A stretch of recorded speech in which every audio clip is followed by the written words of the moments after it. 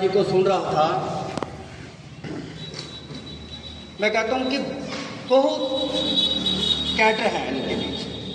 जो बाबा साहब की एक फिलॉसफी है, जो हमारे महापुरुषों का जो हमारे जीवन में योगदान है, आज हम आपके सामने यहाँ पे स्टेज से जाकर खड़े हैं। ये सब बाबा साहब जो हमारे महापुरुषों का योगदान है, ये सब उनको क्रेडिट जाता है। मुझे राजस्थान का इतना ज़्यादा ज्ञान तो नहीं है, लेकिन मैं आपको अपने जम्मू कश्मीर का जो एक्सपीरियंस है वो आपके साथ को शेयर करना चाहता हूँ। हमें भी 30 साल हो गया, जैसे हेमराज जी काम कर रहे हैं, हमें लगातार 30 साल से अपने समाज के बीच जितनी हमारे बीच एक कैपेसिटी है, उस कैपेसिटी के अनुसार हम लोगों के बीच जा रहे हैं, आप लोगों को अवेयर करने की कोशिश कर रहे हैं। जो इन महापुरुषों ने हमारे लिए किया है, उन्होंने कुछ सपने देखे थे कि हम इतना कुछ सहन करके इनको इतना कुछ देके जा रहे हैं, तो हमारे भी कुछ हमारा ड्यूटी बनती है कि हमने भी समाज के लिए कुछ करना है। और उसी कड़ी में हमने भी कुछ सोचा कि क्यों ना हम भी जो हमारे समाज से धार्मिक बात करें, चाहे हम फाइनेंस की बात करें। हम अभी कमज़ोर हैं, लेकिन कमज़ोर सिर्फ उनमें वो देखना है कमजोरी कहाँ पे हमें आ रही है और क्यों आ रही है और उसका समाधान क्या है। हम इन चीज़ों को टटोलने की कोशिश कर रहे हैं, लेकिन बहुत हद तक हम उसमें कामयाब हुए हैं।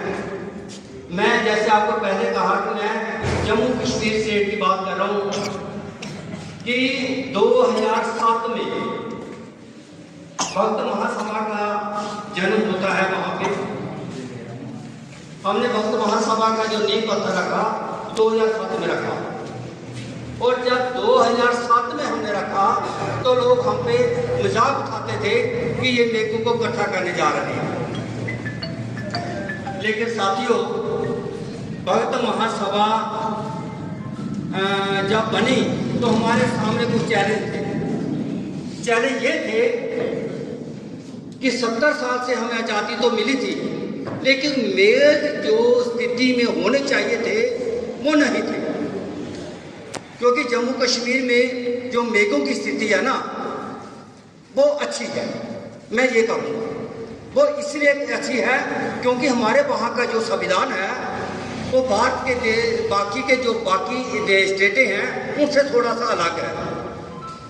क्योंकि वहाँ पे एक एक्ट है लैंड टू टिलर एक्ट, और लैंड टू टिलर एक्ट के तहत जो हमारे लोग थे इनको बड़ी अच्छी ज़मीनें मिली और प्राइम लोकेशन में ज़मीनें मिली, और उन ज़मीनों की वजह से लोगों की जो माली हालत थी वो कंपेयर टू अदर, हम ये कहें कि दूसरे कास्ट की अगर हम कंपेरिजन करें उनके मुकाबले में ये लोग खड़े हो गए, फाइनेंशियली ये ताकतवर हो गए, लेकिन एजुकेशनली और जो कनेक्टिविटी आपसे भाईचारा होना चाहिए स्ट्रांग तरीके के साथ, वो नहीं था।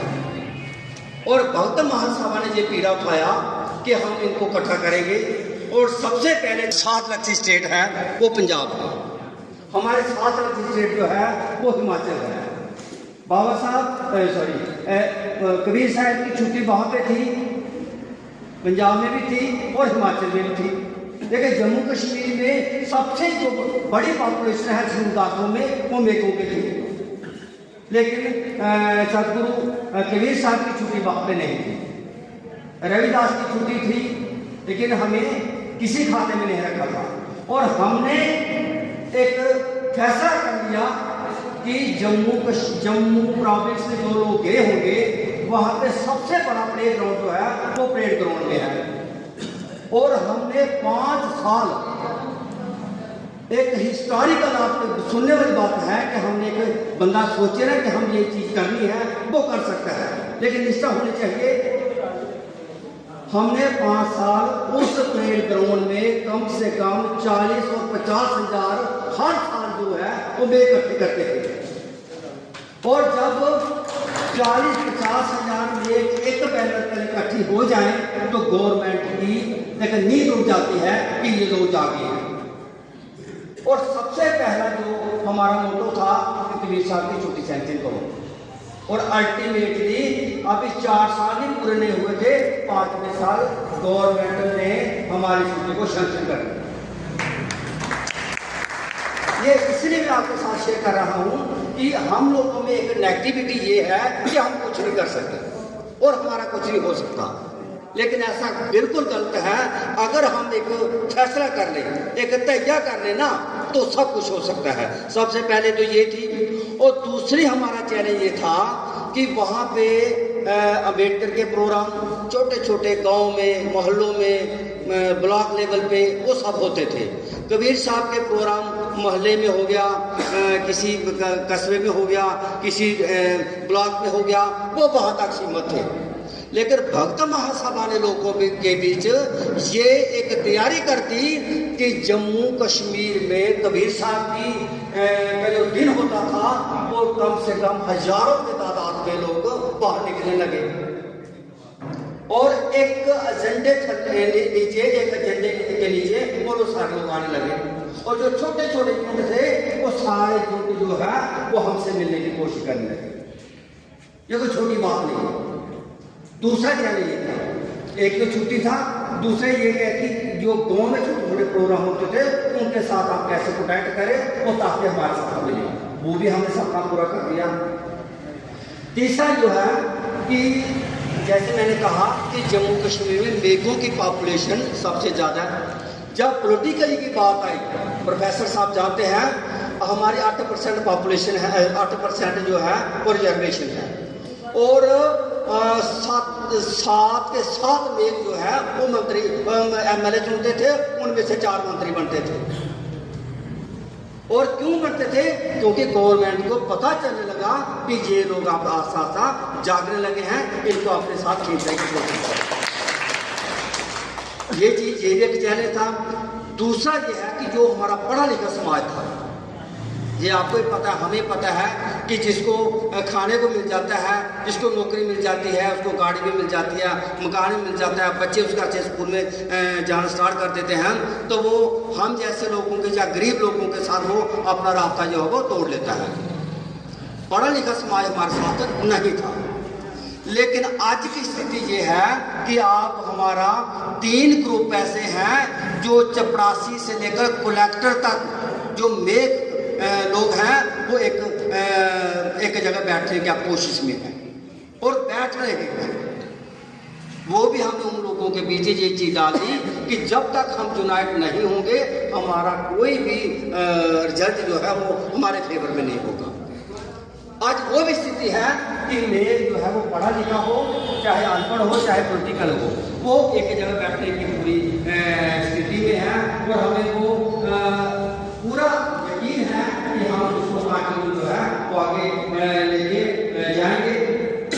और दूसरी जो हमारी ट्राई है, हमारी जो हमारा पढ़ा लिखा समाज है, पढ़े लिखे बच्चे ग्रेजुएट हो जाते हैं या पोस्ट ग्रेजुएट हो जाते हैं, जो हमारे समाज के जो कुछ कलेक्टर हैं, जो हमारे डॉक्टर हैं या कुछ इंजीनियर हैं, तो हमने उसके साथ रब्ता किया कि आप तो बाबा साहेब की देन से अपने पोस्टों में चले गए हैं, तो आपकी भी कुछ मॉरल ड्यूटी बनती है कि आपने पे बैक करना सोसाइटी को।